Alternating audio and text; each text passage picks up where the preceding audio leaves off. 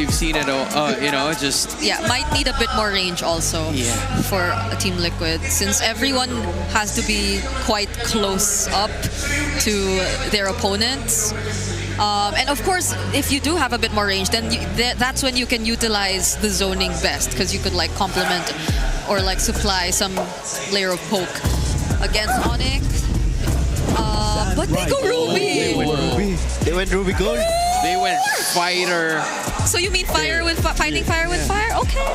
That's a pivot that Team Liquid Philippines is usually doing a lot of times in our playoffs. Like, I wonder if Kelra goes fighter as well. Yeah, it's gonna be a brawl match. I twisted TNC yesterday was already enough of a brawl match, but I wouldn't mind seeing another one today. We can see one more. You can see what's Kelra hovering. Oh, is he actually? He wants it. He's pressing a what? Is that gonna? Is that? He's looking at an X-Borg. It works on MPL Indo. I think Alter Ego played it before. Yeah, they seem to be thinking really hard about this though. He's hovering it. He's hovering. He wants it. Come on. Come on, Kelra. You're gonna press it. Oh, it's not! He went the same pick. He's gonna go for this Moskov. Moskov kind of dipped already in terms of the... It's just the adjustment that Onic Philippines needed, because let's be honest, man. They started off on the wrong foot in Game 1, and it quickly snowballed out of control. That was a wake-up call, and I think Onic should have been jolted up into form, and their draft speaks to that. I like how this draft is adjusted to be able to fight back. Again, I'm looking at a Valentina. Usually when it's picked that early, I'm a little iffy, but it can steal, and I'm offended. It can steal a Raging Sandstorm. It can steal a Black Dragon form. Prince woke up today and chose violence, and with this hero, he can wreak havoc. He can, man. After the early first blood on the Kimmy in the previous game, I think Super Prince is one of those players that if he picks the Valentina, regardless of what order in the draft, you're like, okay, you know what, Super Prince. We've seen him do, respect, right? We've seen him do some crazy things on the Valentina just across the world in general. And he's got his pickings in terms of what ultimates he wants to go ahead and take from TLPH. And he's been pretty on point with deciding on the right ultimates for the right situations. Now looking into this too, you've got to be able to go ahead and point out the fact that this is a matchup where Oheb on the Ruby, that fighter gold lane, man, it's been popping up time and time again now. We've even seen the fighter versus fighter gold lane just yesterday. So Oheb versus Kelra here is going to be interesting, because especially as the game goes on, that crowd control, that little bit of extra crowd control that this lineup that TLPH has might be deadly, especially for Kelra. So he's going to have to be like locked in. And again, that's why he has the Purify to kind of alleviate some of that pressure that he's got to deal with. That might be. This is Liquid's MO. They want a team fight. They want to secure what they start off in these team fights, and they need crowd control to do that. Oheb, by picking a fighter gold lane, help do just that. Black Dragon form here by 40. Where's he going? Straight to the turtle pit, helping Carl easy secure, and Onic looking to punish post-turtle. Oh, they want to go. Bravest fighter coming through in a stolen Black Dragon. Oh, and they're going to go. They take out Carl TZ, and SOD comes through too. They want this purple buff to capitalize more of the punishment. They're going to find it out anyway for this one. Oh, the Sigma gets kicked out. King Kong can't commit. Grab the purple. He takes out 40. Sanji very low. Gets pushed back as JP holds the fort and keeps that purple in the brush for Carl to collect. Onic, great recovery despite missing out on the turtle, up by 500 gold. Great response there, and again, that was Super Prince that took that Black Dragon form from Sanford, and he was like, you know what, we'll go ahead and use this, because Sanford used his just to kind of get out of there and then help secure the turtle, but it was Super Prince that made that happen, where they get the 2 kills under their belt. So really, they get this minor lead in their favor. King Kong gets a kill, Brusco himself, and I gotta say too, with the YSS in the hands of King Kong, getting an early kill is much better already than what we saw in the Joy, the previous game. Like, just because, again, Joy, when she falls behind, you're in this position where it's like you're just scrapping what you can, and he was, I mean, at one point he was 5,000 gold behind Carl TZ. Well, now he should be able to go ahead and control the pace on this YSS, hopefully leading into the next objective. King Kong on a Yushin Shin, King Kong on a Haya, King Kong on a Lance. I would put my top 3 junglers of the season. But King Kong on the Joy, despite that being his hero, especially if you watched Game 1, questionable. Better shape for the Super Fam right now, going into the second turtle, 30 seconds in, same spot. Same spot right now too, and you know, this has been a hero of discussion as well. Sanji with the Lunox, man. I know even our panel, A couple times throughout our series last night, we're like, what? Why? Like, they didn't know how they felt about the Lunars. Ruby, especially in the regular season. Yeah. There was a time where that was all the hotness, but now it makes sense. Sanji's undefeated with his Luna. Yeah, and he's one of the few players that has that kind of stat point on that hero. And you can make it work. Again, it's great for going ahead and taking out some of the resources, whether it's battle spells or ultimates from the opposing team. But then you can't deny the amount of burst potential that Luna can provide as well. So the second turtle is up. You still got both gold laners on that side of the map. So Onic will hold this one here. King Kong holding on. He's just going to continue to farm up. I'm not sure if it's TLPH that's going to go ahead and be the ones to try to get Onic to respond to this. Both teams have an equal chance to get it. Full contest.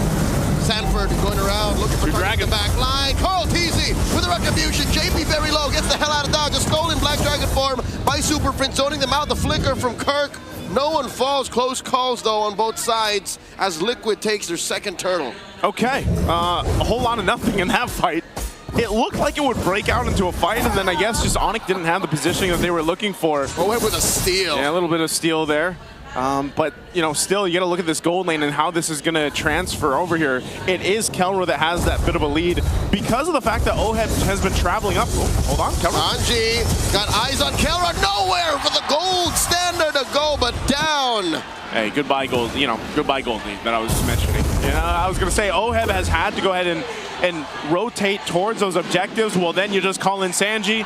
You burst down Kelra. All he has is that Purify. He can't escape those two heroes. So now some pressure there too. Is actually going to get the tier 1 down the bot. Super Prince taking some damage from Carl Teasy with that Thorn Rose. That turret, tier 1, does fall now. So TLPH taking the first turret of the game. What happened to Onic? It feels like in game 1 they were too proactive. And now with a hero like Valentina and the way that they're rotating, they can't help but be too reactive, and that keeps them both on their left toes. It's like a world championship dancer not knowing how to cipher. 2 left toes? Left feet. I was gonna say, it's kind of like wearing 2 left shoes, you know, at this point, because that's how it goes. Yeah, that's the idiom. I like it. I like the idiom, you know. But Onic, I think what I would like to see them do is come up with a quick adjustment to this, man, because TLPH, they've done this time and time again, Leo. They get this bit of a lead, 2,000 up, and then next thing you know, you're down 8,000 gold against the Stampede. That can't happen here. That seems to be Liquid's new flavor in the playoffs. They're very deliberate.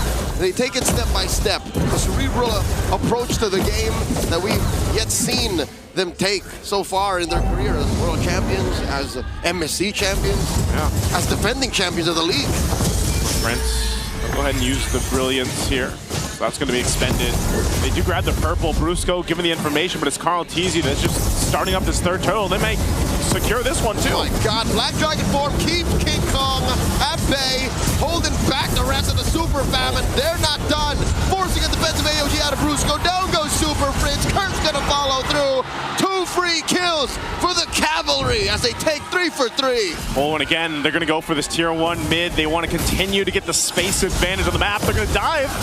Oh my God, the goat wants to take down the beast. Carl Teasy, a little too hot underneath that tier 3. Close call, get the hell out of dodge. I think Carl Teasy just likes doing that, man. He likes to go ahead and put him to the limits here. Sanji? Uh-oh, SOD used defensively.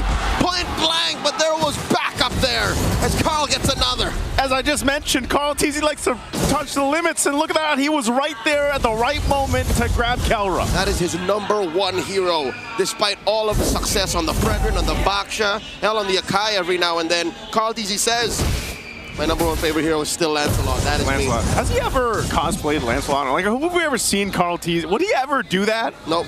Carl Teasy has only ever worn eyeliner.